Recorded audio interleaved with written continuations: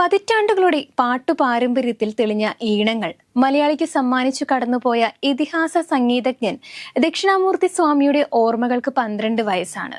സ്വാമി വിട പറഞ്ഞിട്ട് വർഷം 12 കഴിഞ്ഞെങ്കിലും ആ ഈണങ്ങൾ ഇന്നും ആസ്വാദക ഹൃദയങ്ങളിൽ തങ്ങി നിൽക്കുകയാണ്. സ്വാമിയുടെ ഭൂരിഭാഗം ഈണങ്ങൾക്കും സ്വരമായത് ഗാനഗന്ധർവൻ KJ യേശുദാസ് ആണ്.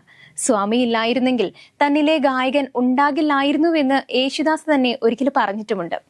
1919 ഡിസംബർ 9 ആലപ്പുഴയിലെ D. വെങ്കടേശ്വര അയ്യരുടെയും പാർവതി അമ്മാളുടെയും 7 മക്കളിൽ ഏറ്റവും മൂത്തയാളായാണ് ദക്ഷിണാമൂർത്തി സ്വാമിയുടെ ജനനം.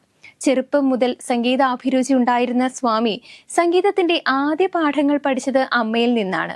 ത്യാഗരാജ സ്വാമികളുടെ കീർത്തനങ്ങളും മറ്റും ചെറുപ്പത്തിൽ തന്നെ അദ്ദേഹം മനസ്സിലാക്കിയിരുന്നു. 12ാമത്തെ വയസ്സിൽ അമ്പലപ്പുഴ ശ്രീകൃഷ്ണ ക്ഷേത്രത്തിൽ അദ്ദേഹം അരങ്ങേറ്റം നടത്തി. സംഗീതത്തിലുള്ള താല്പര്യത്താൽ 10ാം ക്ലാസ്സിൽ വെച്ച് പഠനം നിർത്തിയ ദക്ഷിണാമൂർത്തി കർണാടക സംഗീതമാണ് അഭ്യസിച്ചത്. തിരുവനന്തപുരത്തുള്ള വെങ്കിടാചലം പോറ്റി എന്ന ഗുരുവിന്റെ കീഴിൽ 3 വർഷം അദ്ദേഹം സംഗീതം പഠിച്ചു. പിന്നീട് കർണാടക സംഗീതത്തിൽ വിദഗ്ധനായി. 1950 അദ്ദേഹം സിനിമാ രംഗവുമായിട്ട് ബന്ധപ്പെടുന്നത്. തികച്ചും യാദൃശ്ചികമായിരുന്നു ആ രംഗപ്രവേശം. മദുരാശിയിലെ ചിലരെ പാട്ട് പഠിപ്പിച്ച് നാൾ കഴിക്കവേ ഒരു നാൾ അഭയദേവും കുഞ്ചാക്കോയും KV കോശിയും അദ്ദേഹത്തെ സമീപിക്കുകയായിരുന്നു. നല്ല തങ്ക എന്ന സിനിമയ്ക്ക് വേണ്ടി ഒരു ആമുഖ ഗാനം വേണമെന്നതായിരുന്നു അവരുടെ ആവശ്യം. വാഗ്ദേവതയും വാണിദേവിയും എമ്പാടും അനുഗ്രഹിച്ച അദ്ദേഹത്തിന് അതൊരു പ്രശ്നമായിരുന്നില്ല. ആ ഗാനം എല്ലാവർക്കും ഇഷ്ടമായി. സ്വാമിയുടെ ഇഷ്ടദേവനായ വൈക്കത്തപ്പനെ പറ്റിയുള്ളതായിരുന്നു ആ ഗാനം. അതൊരു നിയോഗമായിരുന്നു. പിന്നീട് അങ്ങോട്ട് അദ്ദേഹം അംഗീകാരത്തിലേക്കും പ്രശസ്തിയിലേക്കും കുതിക്കുകയായിരുന്നു. പാട്ടിന്റെ വരികൾ കയ്യിൽ കിട്ടിയാൽ 3-4 മിനിറ്റിനകം തന്നെ അതിന് സംഗീതത്തിന്റെ പൊന്നണിയിക്കുവാൻ അദ്ദേഹത്തിന് കഴിയുമായിരുന്നു. 125ഓളം മലയാള ചിത്രങ്ങളിലായിട്ട് 1000ഓളം പാട്ടുകൾക്ക് സ്വാമി സംഗീത സംവിധാനം നിർവഹിച്ചിട്ടുണ്ട്. അവയെല്ലാം ഇന്നും ജനപ്രിയ ഗാനങ്ങളായി കാലത്തെ അതിജീവിച്ചുകൊണ്ട് സംഗീത പ്രേമികളുടെ ചുണ്ടിലും മനസ്സിലും തളിരിട്ട് നിൽക്കുകയാണ്. ചില സിനിമകളിൽ അദ്ദേഹം പാടുകയും ചെയ്തിട്ടുണ്ട്. 1950 നല്ല തങ്കയിൽ ആരംഭിച്ച ആ സംഗീത സപര്യ ഇപ്പോഴും തുടരുന്നു. ഇടനാഴിയിൽ ഒരു കാലൊച്ച കേൾപ്പിച്ചുകൊണ്ട് അദ്ദേഹം ചലച്ചിത്ര രംഗത്ത് നിന്ന് പിന്മാറി. പിന്നെ ഭക്തിഗാന രചനയിലും ആലാപനത്തിലുമായിരുന്നു ശ്രദ്ധ. സ്വയം രചിച്ച കീർത്തനങ്ങൾ രാഗം പകർന്ന് കച്ചേരികളിൽ അവതരിപ്പിച്ചു. അതിലെ പ്രശസ്തങ്ങളായ കീർത്തനങ്ങൾ സമാഹരിച്ചുകൊണ്ട് സംഗീത വിദ്യാർത്ഥിനികൾക്ക് പഠിക്കാനായി കാസറ്റുകളാക്കുകയും ചെയ്തു. 1950 നല്ല തങ്ക എന്ന ചിത്രത്തിന് വേണ്ടി ആയിരുന്നു ദക്ഷിണാമൂർത്തി സംഗീത സംവിധാനം നിർവഹിച്ചിരുന്നത്. ചിത്രത്തിലെ നായക വേഷത്തിലെത്തിയത് യേശുദാസിന്റെ പിതാവ് അഗസ്റ്റിൻ ജോസഫും. നല്ല തങ്കയില് അദ്ദേഹം ഒരു ഗാനം ആലപിച്ചിരുന്നു.